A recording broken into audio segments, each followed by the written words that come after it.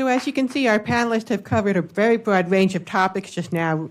Health professional education, mentioned by several people, consumer perspectives, patient care, health policy, Medicaid, Medicare, measuring return on investment, scope of practice.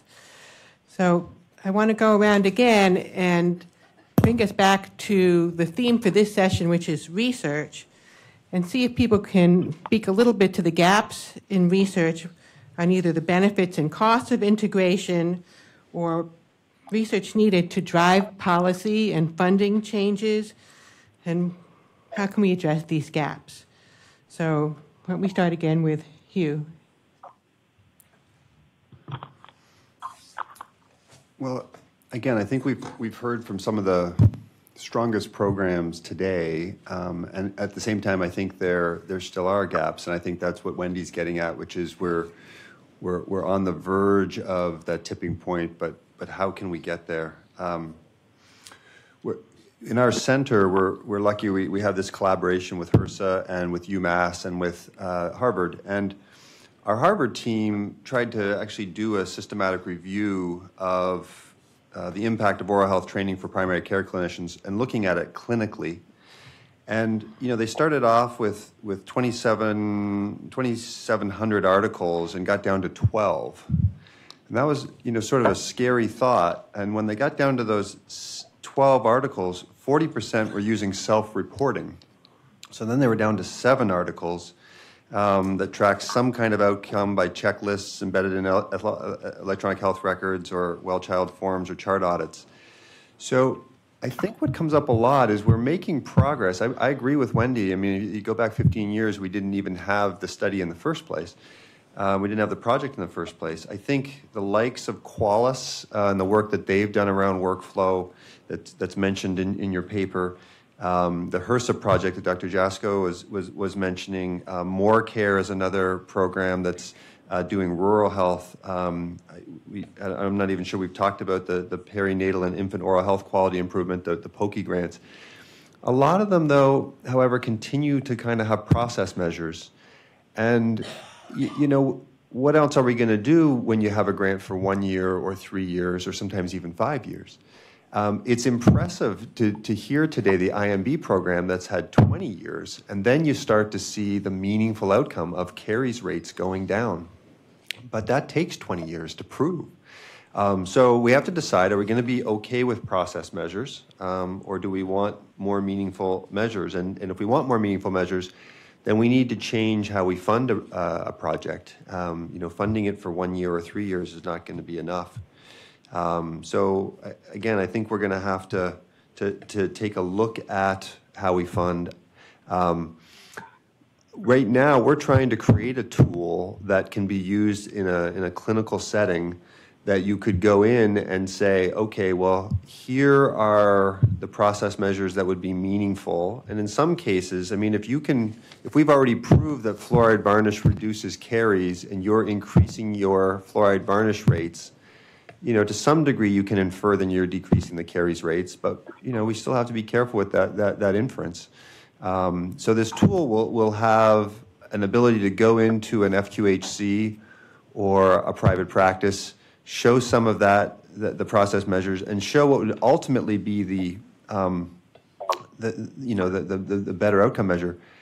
The problem is, with the exception of the Marshfield Clinic and Kaiser Permanente and a few others, we can't even communicate. So you talk about a gap in measurement. We're running a program with our obstetricians right now where we're referring to dentists.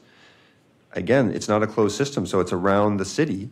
And we have no way to, besides literally faxing over pieces of paper and keeping the piece of paper and counting them at the end of the month, we have no way to know if people are making it to the referral, let alone then going into the records and seeing what happened with it. So that gap, earlier we were talking and said, we have the technology, we just don't have the will. When I hear about Wisdom Epic, I'm saying, where's my Wisdom Epic? I use Epic.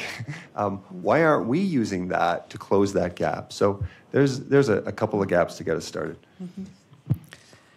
Yeah, the electronic health record gap is a really big one that needs to be basic, fundamental, to be able to communicate across systems. And then we have these new kinds of patient navigators that are really important. We have different kinds of scope of practice of what different people in the oral health professions can do. So we need to figure out how to measure these different kinds of workforce delivery systems and see what works. We have these different tools in different places. Other comments from other panelists about what the research gaps are? Casey? Thanks. Yeah, I just want to echo what we just heard about the gap in sort of health IT, because even when we do have those issues or those systems in place that are able to communicate with each other, at the end of the day, we still aren't having outcome measures that are meaningful and actionable. The Dental Quality Alliance has taken on the arduous job of trying to create some of these measures that are meaningful and that can sort of propel the dental industry forward into value-based payments and evidence-based care. But even those measures are actually, at the end of the day, systems measures. How many kids went in for a check or for an exam? How many sealants were placed?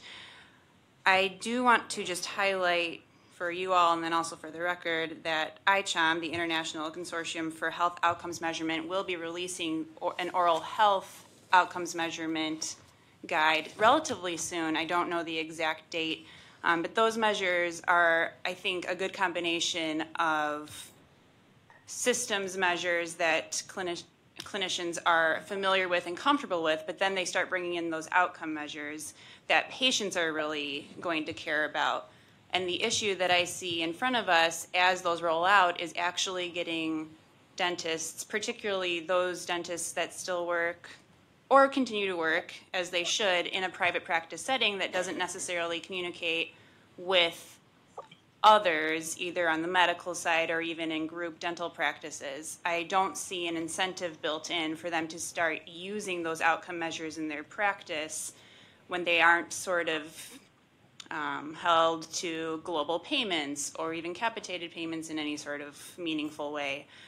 So that's something that I think is a real gap in terms of not just data. We don't have the outcome measures. We don't have meaningful diagnosis codes that people are using.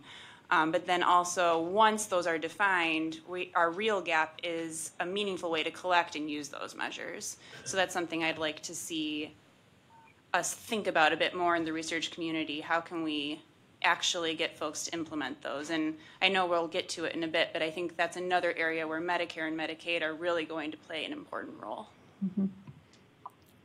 Other comments from Ira or Wendy, or we'll go to the next question? So I think that the two primary issues that we are looking at now, first are the introduction, you've heard this before, the introduction of dental benefits into the Medicare program. And the second is the requirement that part of dental education be more than just lip service to interprofessional education and practice, but actually a program, a demonstrable program that shows how this is being done and that students are going to embrace this. Because unfortunately, since dental education is so challenging today, financially and in other ways, unless it goes into the accreditation standards, it probably will not happen. That's how dental schools would react.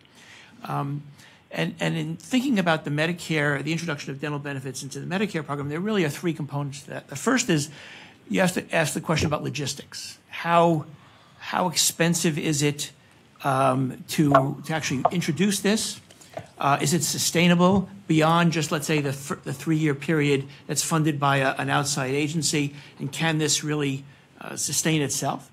The second, of course, is efficacy. Does this really improve healthcare outcomes? But the third, and the most important issue, and this is clearly coming up as this agenda to introduce dental benefits into Medicare works its way up the chain here in Washington, is does it save money? Because that's what seems to be driving the decision-making process. And I think without that third piece, even though part one may be demonstrable, part two, it certainly is the right thing to do. Without part three, it just won't happen. I'd like to build on what you just said, Ira. The costs of care are critical, but I was very impressed with Dr. Schillinger's talk this morning, reminding us of the magnitude of the cost of the unintended consequences of not providing dental care. And we're talking about how dental care affects mental health, how dental care or lack of dental care affects your ability to work or your ability to be deployed. People don't like to hear about this, but actually the separation of medicine and dentistry has left us with an enormous duplication of infrastructure between medical and dental education, among others. I believe truly that it has slowed the progress of research. For example, the fact that we, in dentistry until recently, the Explorer and the X-ray were the primary technologies used. These are technologies that are 100 years old. Speaks to the delays which not being part of the larger healthcare system may have promoted. At the same time, our science of oral systemic health has been delayed because we didn't think about oral health.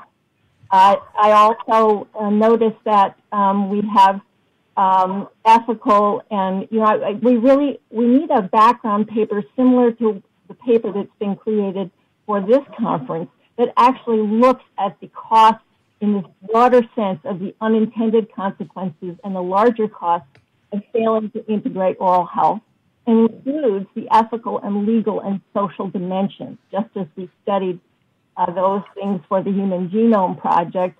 You have an enormous disconnect here with these separate systems. And I think there would be a lot of data there and a lot of research that could be put together that doesn't look just narrowly at access to a dental visit and what does that save me this year in terms of other healthcare costs, but a much broader view. Yeah, so the commission paper found that in terms of interprofessional education, the research shows increased knowledge. Students learn more, but there's not a lot of information in terms of interprofessional collaborative practice and patient outcomes, and the outcomes need to be not just related to oral health, but as Dean pointed out, physical health, mental health, behavioral health, so the whole range of health issues.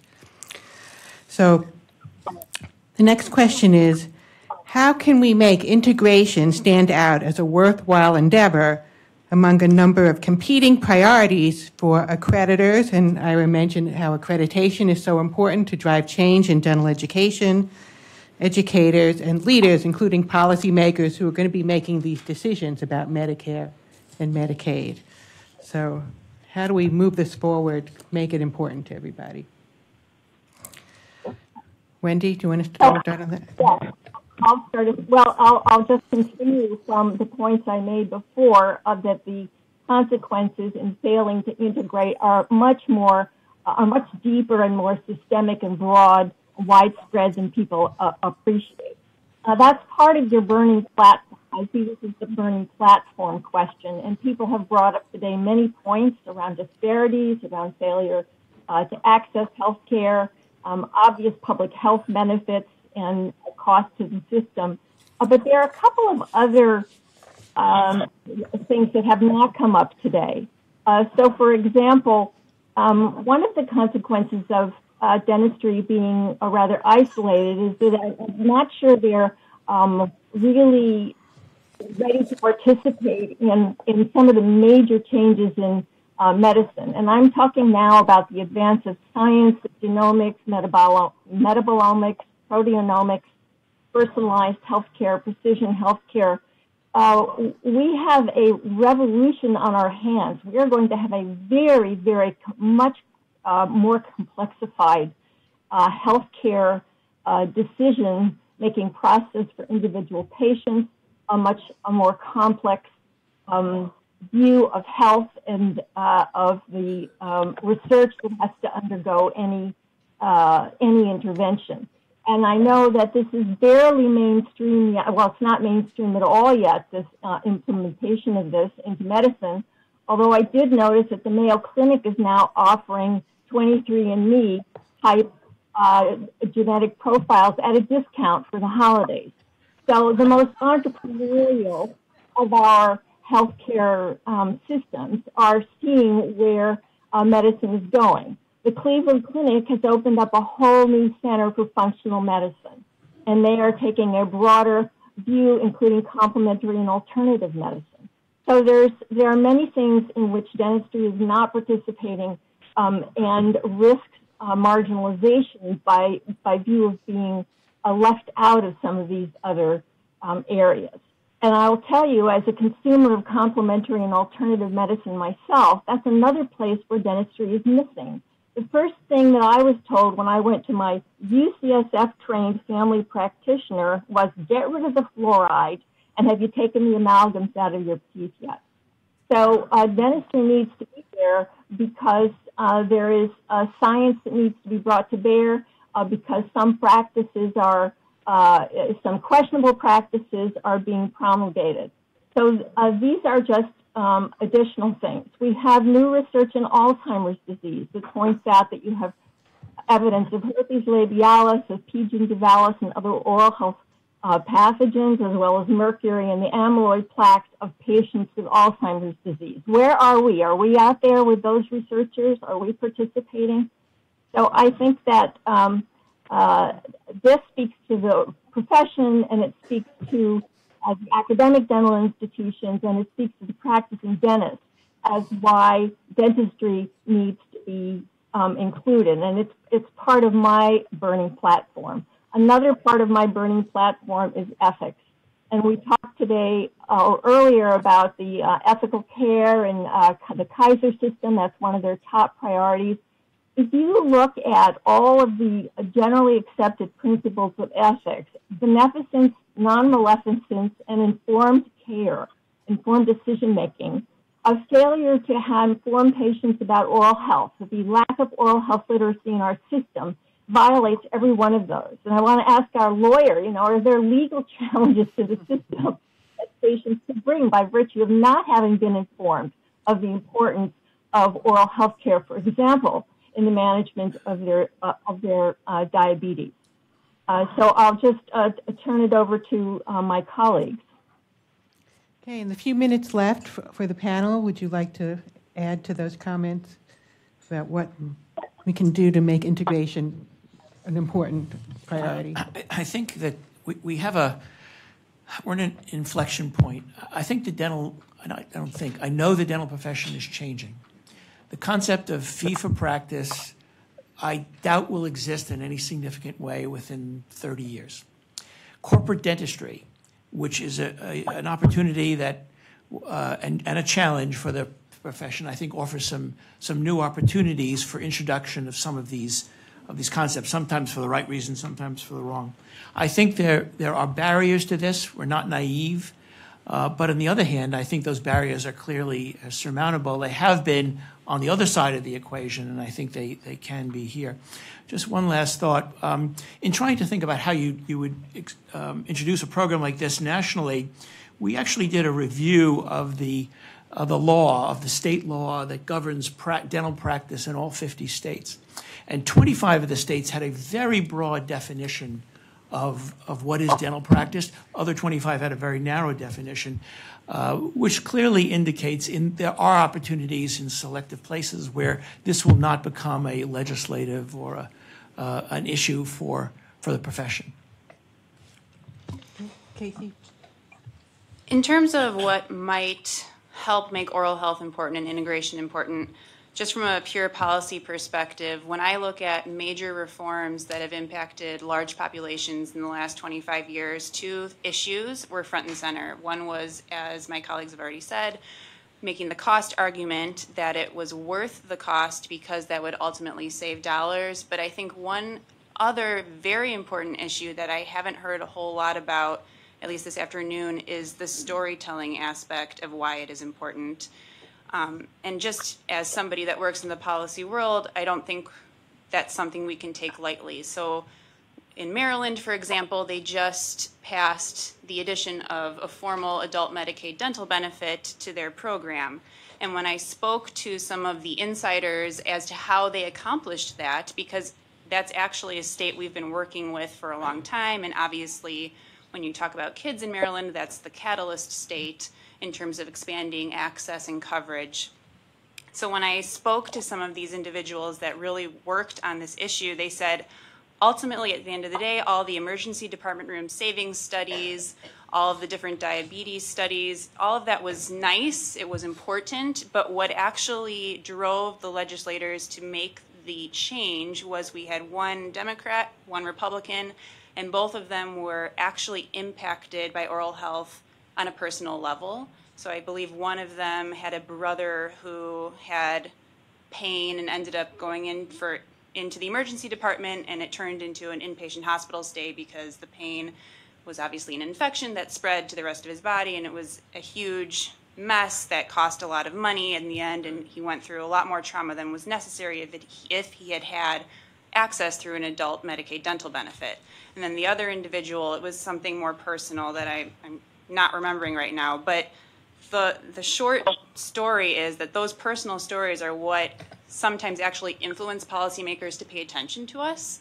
And I think we've seen on the kids' side and the child side that that's actually what, unfortunately, was necessary to drive change in a lot of states. So that is something we need to think about moving forward as well. And I think because a lot of policymakers have never had a dental problem. So we need to get them to go to a Mission of Mercy clinic and see all the people standing online with dental problems. Yeah, absolutely. If you look at some of the mom events out of Virginia, Pat Finnerty has tons of resources online where it's very compelling. Hugh.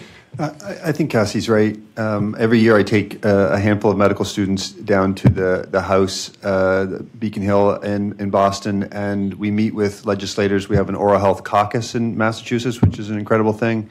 And they will ask the students, how many letters do you, or emails or texts do you think I have to get to take an issue seriously? And the students will say 500, 100, and they'll say 5.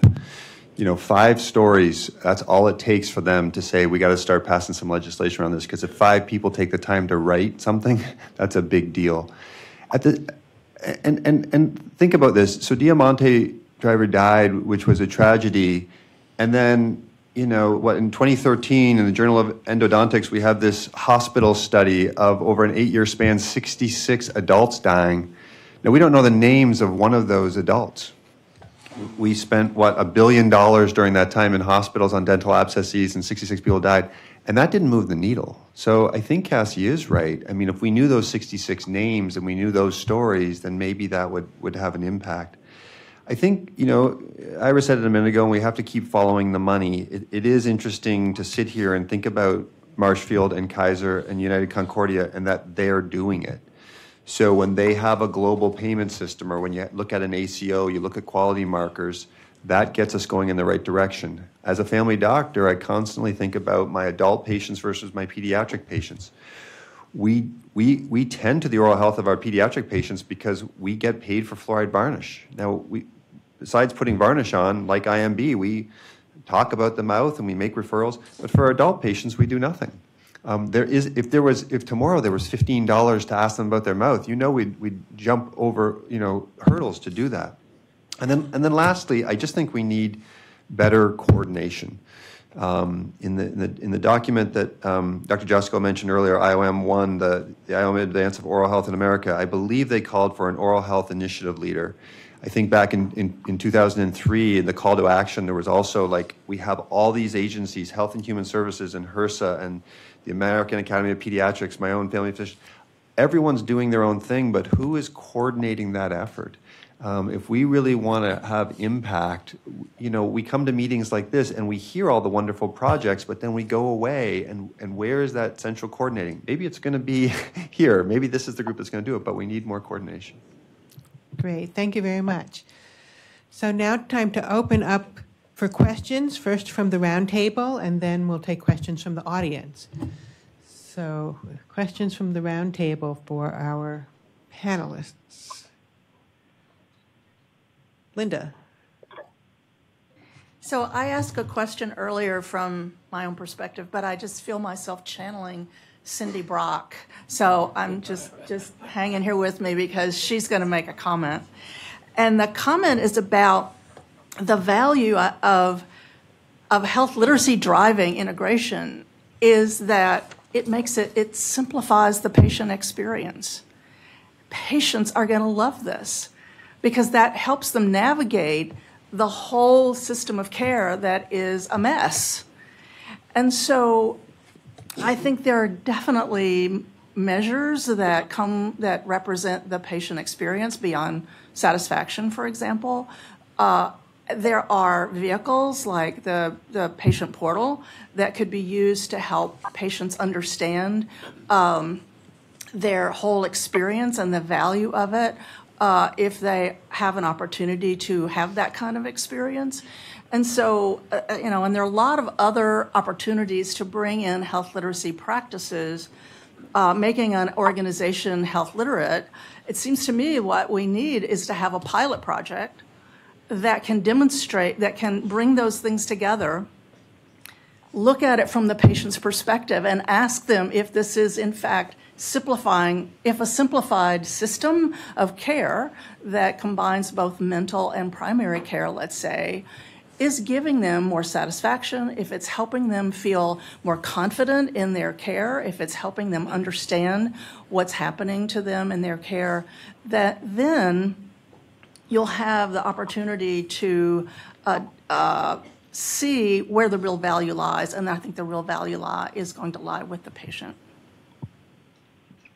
Thank you, Linda. Yeah, I think the patient portal issue is really important. Right now, we have the problem in dentistry that a lot of practitioners don't even have electronic health records. They're still using paper. So I love the patient portal when I get care from Epic, and we don't have that yet in a lot of dental practices, but we're moving in that direction. So I think a pilot project would be great. Other questions? Over there. I'd like to read the names. Hi, Jem Doss from HRSA. Thank you. I actually wanted to follow up on your great definition of oral health, Cassie. I wonder if you could tell a story about how much mileage that has gotten and how it's pushed the providers to do that, to integrate. So in terms of mileage, it's a relatively new definition. I think it came out 2 years ago now, and it has definitely influenced the working group at ICHOM who's creating that international oral health measure set. They were tasked with using that definition to think about those outcome measures that were actually important to patients, and then bring their clinical experience for those clinical measures and process measures that will continue to be hopefully used. In terms of practitioners or providers using that definition, I do not see much movement there at all. Even in some of the larger group practices, the DSOs, we're not really seeing an incentive for them to use that definition because of the way that dental benefits are reimbursed right now.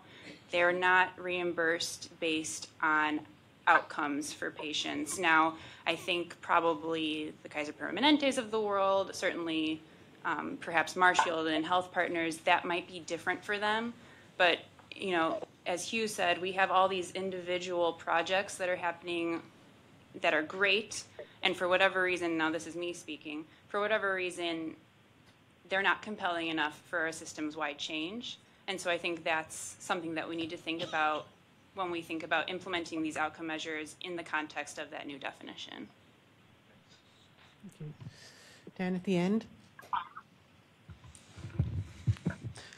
Hi, Michael McKee from University of Michigan. Thank you for the great panel discussion. So I have a couple questions. The first one was actually brought up about this concept of pipeline programs. However, I wanted to talk about or even ask if there's opportunities for pipeline programs at a much earlier stage, especially to help address some of the gaps to dental care. So disadvantaged students, whether high school, college, undergrad, and channeling them. I know there's a lot of medical schools that are trying to do this as well to promote diversity among our student body and as well as the faculty body. So that was the first question. The second question, so one of the disruptive technology has taken over in so many elements of our lives. And we are also going to be seeing this with hearing aids coming up with this new over-the-counter hearing aid act that was already signed. And so this is a kind of a continual reminder for myself as well But are there opportunities for disruptive technology to take place in oral health? I know there's some elements of teledental. A lot of people already have smartphones, so are there capabilities to use these devices to identify children at risk who are having transportation barriers to get to a dental office? Just trying to maybe channel resources more effectively to those areas. Are there other elements that we heard mailing varnish to people? I mean, are there approaches that we can disrupt what we're doing right now? I'll say one thing about technology. We're working on a project at Boston University, which is, I mean, it's not that innovative, but, in terms of just texting folks. So high-risk children and parents, sending them regular messages about their mouth, about diet, about brushing, around the time that you're meant to brush, et cetera, and seeing changes around that. And that came from a study where they looked at folks who had high risk for skin cancer, and they did this on days when you needed to be putting on your sunblock. They actually recorded if you squeezed the tube or not, because they had that kind of technology, and you could see that people were putting on the sunblock. The other thing that we just heard at Harvard recently is just the technology around electric toothbrushes, and so you can do an intervention, and then you can see, does that toothbrush go on? How long does it go on for? Is there the right amount of pressure being set on it, et cetera? So, I mean, there's lots of room for those kind of technologies to be used in this research. I just wanted to mention one other technological disruptor. I can't remember what the group is called, so perhaps we can make a note and go back to it for the record. But they're using iPhones for patients to take a picture of their mouth, and the app is sensitive enough and sophisticated enough for them to then send that picture to a dentist, and it's sort of like a risk assessment.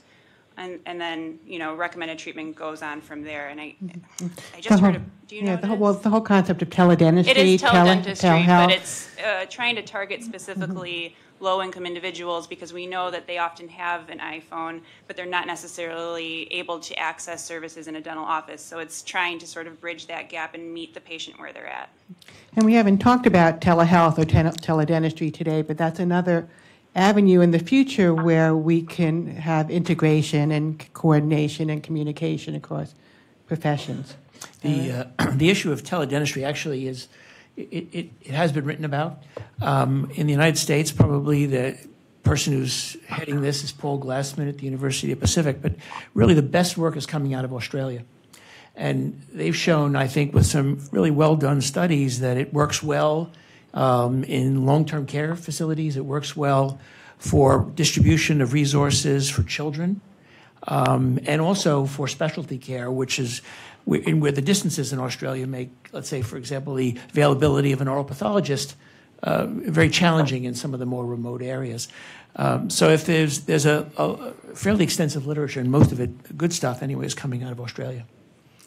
Another possible preventive disruptive technology is silver diamine fluoride, which is it's not really a new technique, but it's new in the U.S. because of recent FDA approval, where you put it on an open cavity and it causes the decay to harden, and so it doesn't progress.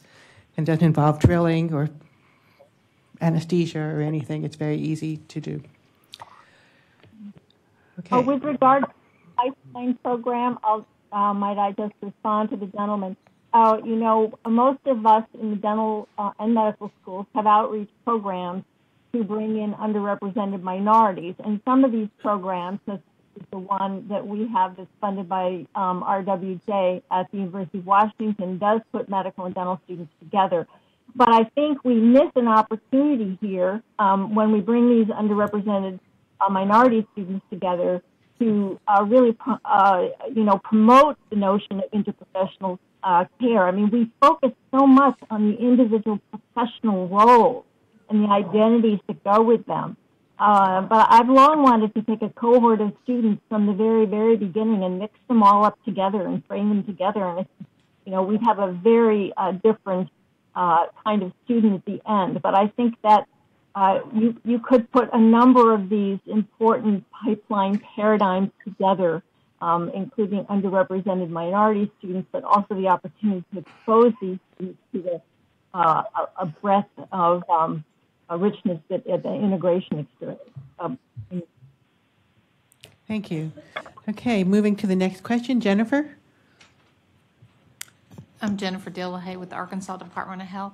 We kind of alluded to it just now as in terms of what's known or what the research needs in terms of the differences between integration in an urban versus a rural environment. And I would really like to hear your comments or thoughts about what do we need to know about that. I'll just say one thing. It's interesting, having worked in both settings in my career, that you think that there's going to be more of a lack of resources, perhaps in a rural area around dental health, and then it's amazing, depending on where you are, that you just don't have Medicaid providers, or the population is just so large it overwhelms the folks. So I still think what we heard earlier about, when you train a primary care person properly, they can triage, they can get prevention going, they can be trained to do a proper exam, apply fluoride varnish.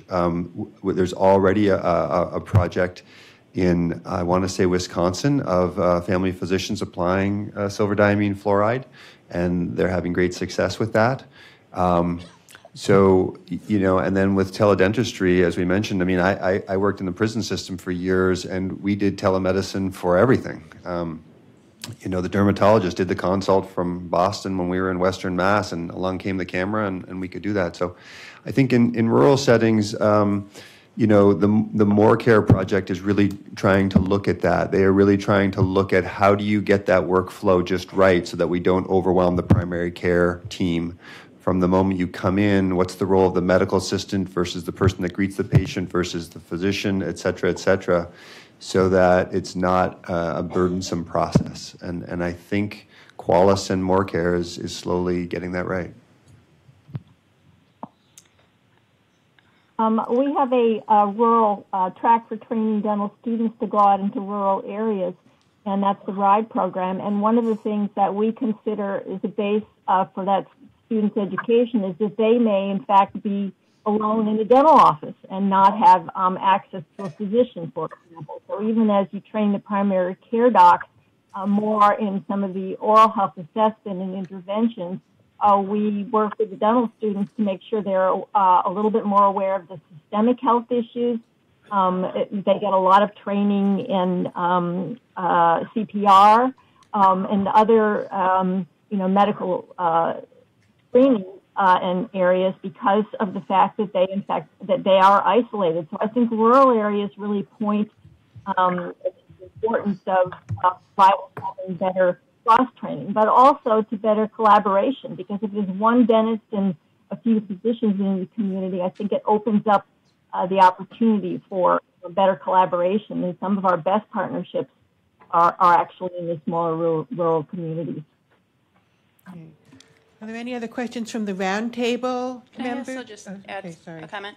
I think there's also an opportunity for the different organizations that look at shortage areas. So HRSA obviously is basically in charge of this market, but then there's other organizations that have had some ideas as well, Health Policy Institute being one of them.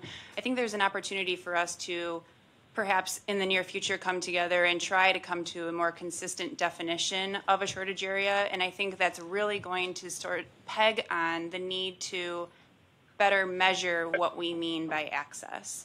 And I don't know if everyone in the room has had the opportunity, but there's a new proposed rule coming out of CMS over Medicaid managed care again, even though we just had the big one. And once again, they're looking at network adequacy standards, and I'm a little bit confused as to the message they're actually trying to get across, but luckily I have experts in my office to help me out with that. But it seems like, once again, they're sort of stepping back from being strict about really measuring access regardless of the type of environment you're in, and they're leaving it more open again. So I think that might be a step backwards if folks aren't looking at not just time distance standards, but ability to make an appointment, how long you have to wait to go in for that appointment, and things of that nature. So I think, again, we have an opportunity before us to really think about how we should actually measure access and shortage areas. That's an important point. Other questions from the round table? Are there questions from the audience? Okay. For the panelists, we didn't quite get to really answer the questions about how health literacy can play a role in improving access related to Medicare and Medicaid, or changing accreditation requirements. Any final comments about either of those two issues? Casey? The only thing I want to add in the short amount of time that we have is that when you look at where innovation is able to happen, it really is in these publicly funded programs, either in Medicare through ACOs or other, different alternative payment models, or in Medicaid with waivers. And so I think there's opportunities there to try new and innovative ideas to integrate oral health and to improve health literacy. Again, the question is, after we do the innovative project, the pilot project, how do we then convince folks that all of these great outcomes from that pilot or from that innovation are worth it and should be spread across the system as a whole?